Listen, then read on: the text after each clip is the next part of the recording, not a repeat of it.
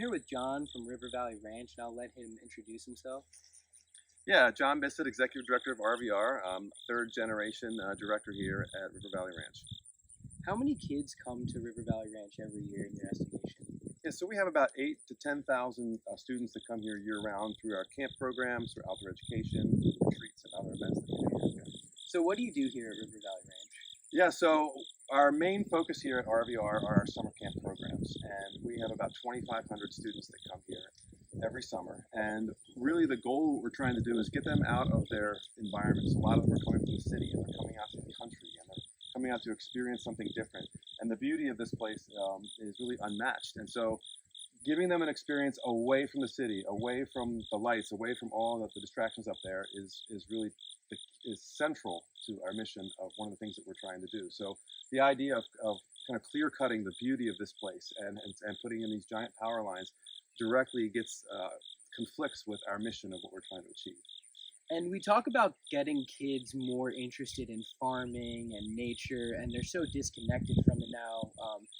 And a place like this is really a main link for that, of getting kids more connected with nature, right? Is that absolutely? Yeah. I mean, for a lot of kids, it's transformational. A lot of them come from the city. They had never seen stars before. They've never been on a hike in the woods before. They've never ridden a horse before. And all of these things occur on our property, and the power lines are going directly through the center of our property, and certainly will have a significant impact on the experience the kids have here at RVR. In your opinion, how detrimental would these proposed lines be if they're allowed to go through?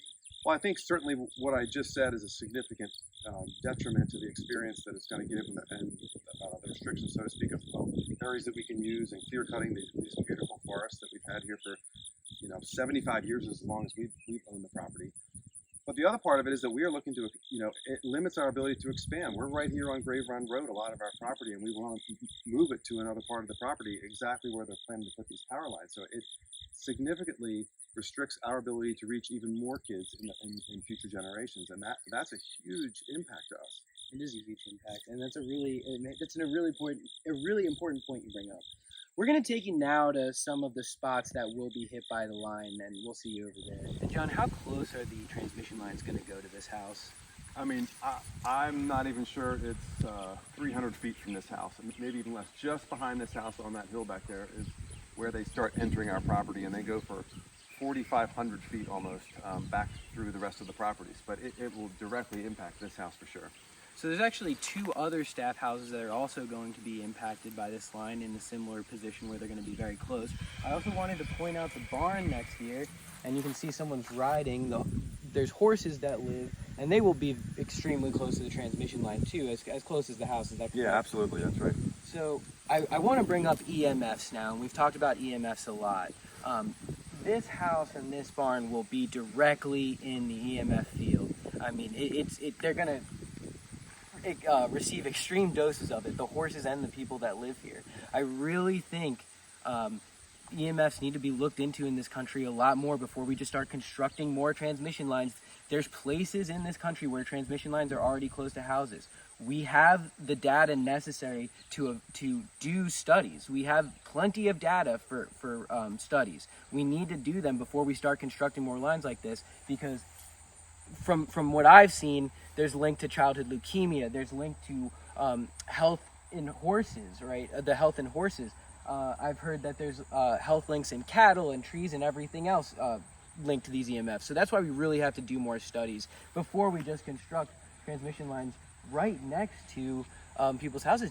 As the director, would you feel comfortable even having people live in this house anymore? Yeah, we would definitely have to question that. I mean, not to mention the fact that we have kids that are utilizing our entire property, and so we're going to have to go under these lines. We're going to have to be near these lines. There's no way we can get around our property without hundreds and thousands really of children around these power lines, which is, again, this is a significant concern for us.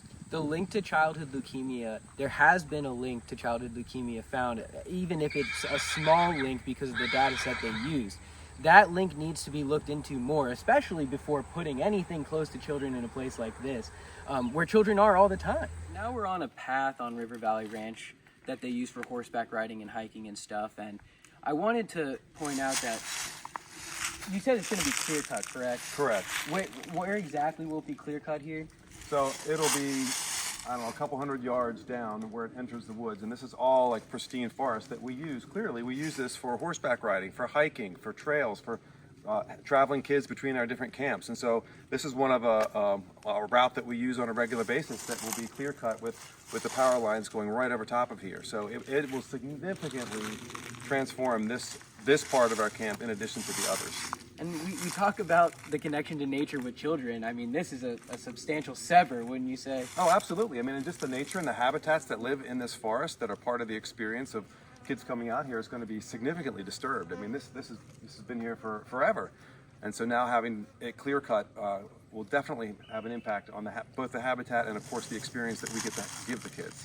So we talk about mitigation practices, or PSEG talks about mitigation practices. When they're talking about that, they're saying, well, they'll clear cut this forest, but they'll plant another forest somewhere else. I wanted to point out that, you know, that's not real true mitigation, because when you cut down a forest like this, it takes 100 years to get it back, 200 years to get it back. You know, it doesn't just come back overnight by planting saplings. Because what they're doing is planting saplings. And it does, walking through a field of saplings does not have the same power with connecting children to nature as walking through a forest with, you know, some old growth oak trees and some chestnut oaks and, you know, some of these bigger, you know, beautiful trees. Less than 100 yards from where we were just standing is a spot where children sleep in the summertime in teepees, and you can see one peeking through the woods there. There's also a paintball arena where people play. If this line goes through, it'll be dangerous to have children playing or sleeping at either of these venues. So we're here now in what looks like a cornfield, but John, do you want to talk a little bit about what this is now and going to be? Sure, yeah.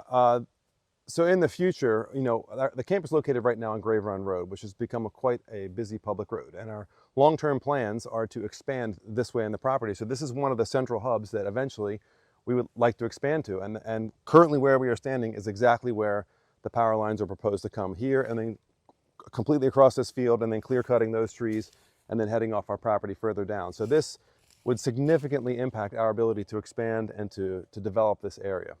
So it's not just affecting what's here right now, it's also affecting a lot of places' future plans that, you know, that are very real plans to you that you expected to be able to do, you know, with saving up the money or whatever, waiting for the right time. Exactly.